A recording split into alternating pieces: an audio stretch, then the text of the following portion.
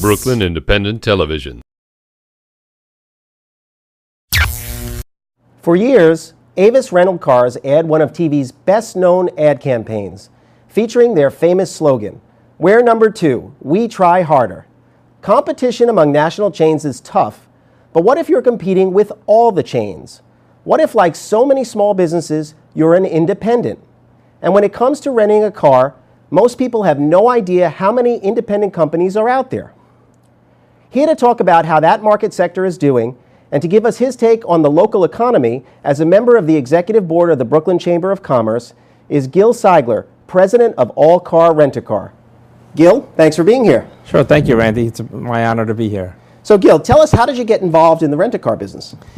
Years ago in the 70s, my father had a repair shop. And what he did is he was repairing cars, and we were out in the Georgetown Mill Basin section of Brooklyn. And people had no way of getting to and from work when they left their cars for repair. So we decided to purchase a number of cars and provide loaner transportation for people. And that eventually grew into the car rental business it is today. And how large is the independent car rental sector? It's actually a dwindling market, especially in New York. There's not many major independent companies out there. Primarily the insurance companies direct most of their insureds to one or two of the major chains, which is a detriment to both the consumer and to the independent company. If they only had a choice of where to go, which they actually do under New York state law, but most of them don't realize they have the choice, they could get a better car, probably save a lot of their out-of-pocket expense, and not need some of the upgrades or insurance products the national chains will push on them. I think it's important to note that you helped to pass that law in New York State that opened up the field for independents. Is that correct? Correct. It definitely helped the independents and companies like ours, but it primarily was a consumer-driven bill. When we would meet a lot of the elected officials, the first thing they would tell us, that happened to me. I had an accident. I was directed to one of the national companies, and I was forced to pay significantly out of pocket above what the insurance company allowed for the rental allowance. Companies like ours will rent the cars for the exact amount the insurance company pays you, so basically the only out-of-pocket expense you have is taxes. So we're saving people money, which all the more so in this economy, and we usually provide a larger size car. So there's a lot of advantages to using the independents over the major companies. It's interesting too, because when I think the average person thinks about the rental car industry, they think about tourists. But how large is this insurance marketplace within rent-a-car businesses? It's actually a huge part of the market. Enterprise Rent-A-Car, which is the nation's largest rent-a-car company, was founded strictly on the basis of the local market. Hertz, which is now number two in the market, is now focusing as well on the local market. So tourists do comprise a lot of the market. However, the local market is probably the biggest segment of the car rental industry, and it's probably the one that's forgotten the most. So recently, you launched a new venture, a car share venture called Carpingo. Can you tell us a little bit about that venture? Sure. It was very exciting to be in the whole aspect, from starting from the naming process to actually rolling it out, which we did about a month ago.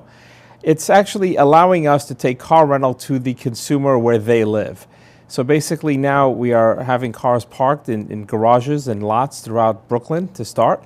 And people now can rent a car when they want and almost where they want. There's no longer the need to go to the rental office and wait in line or proceed with the paperwork. You go online, become a member, which is very inexpensive, and you can rent a car for as long as you need it for, as low as $4.50 an hour. You could keep it for the entire day. Gas is included, insurance is included. So it's really just go in, swipe your card, take the car, bring it back to the same location you got it from, and just walk away. So it's nice and easy, and it's very consumer friendly, and it's going to allow us to reach out, expand the reach of our company into the local hands, where people live. They don't have to necessarily come to our office. I think we first became familiar with this type of program through Zipcar. So how is Carpingo different than Zipcar? Well, primarily we're a local-based company, so it's a big advantage when you're dealing with a locally based company. We're also partnering with a lot of local companies. For example, we just partnered with a juice maker called BAI Beverages, which we're going to have beverages in all the cars. We have a lot of the local publications, the Greenpoint Gazette, and some other local papers. The Brooklyn Eagle will be in some of our vehicles, as well as some other partnerships that we're exploring now. Our rates are lower than Zipcar's. We may be in some of the off-beaten paths or some of the forgotten neighborhoods that Zipcar may not want to tackle. And dealing with a local homegrown company a lot of times has a little bit of advantages, because we can reach a local New Yorker on the phone, a Brooklyn and New York-based company. So we understand New York, and we can help and accommodate some things that a national chain cannot.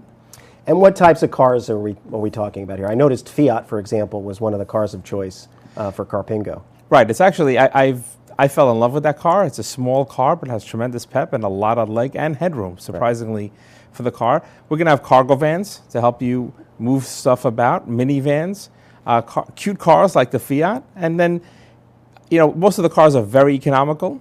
We have the Toyota Corolla, the Honda Civic, the Toyota Camry, Hyundai Sonatas. So we're having cars that people want to drive, not necessarily cars that we feel are good for the market. We listen to what our consumers have to say and what New Yorkers have to say, and those are the cars that we respond to. So let's put your Brooklyn Chamber of Commerce hat on and your entrepreneur hat on in general. What's your take on the local economy these days? I think it's still struggling. We feel that things are definitely getting better. I think the mood and the confidence level is there.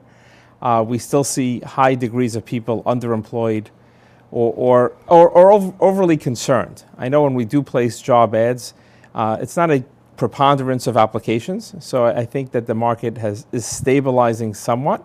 On the other hand, I think that the market in general is tending towards a little bit lower wage and service jobs as opposed to some of the higher income jobs that the economy overall has had years ago. And I think that market may be still lagging, but I think the mood among business owners is feeling a little more upbeat, at least here in New York. I think things are looking brighter.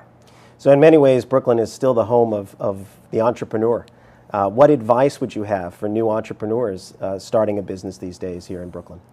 I think it's getting involved, realizing that a lot of people don't realize that organizations like the Brooklyn Chamber or other locals chambers or community bids and organizations really have a lot of things to benefit the owner, from networking, from advice, from community involvement, and a lot of times giving back to the community. It doesn't maybe show immediate results, but it does in return give you added benefits and good name recognition and goodwill. And I think it helps advance the business projects overall. Well, great advice from a successful entrepreneur. Gil, thanks for being here. Sure. Thank you, Randy. Thank you. Watch this and other Brooklyn Independent Television episodes online at bricartsmedia.org/BIT.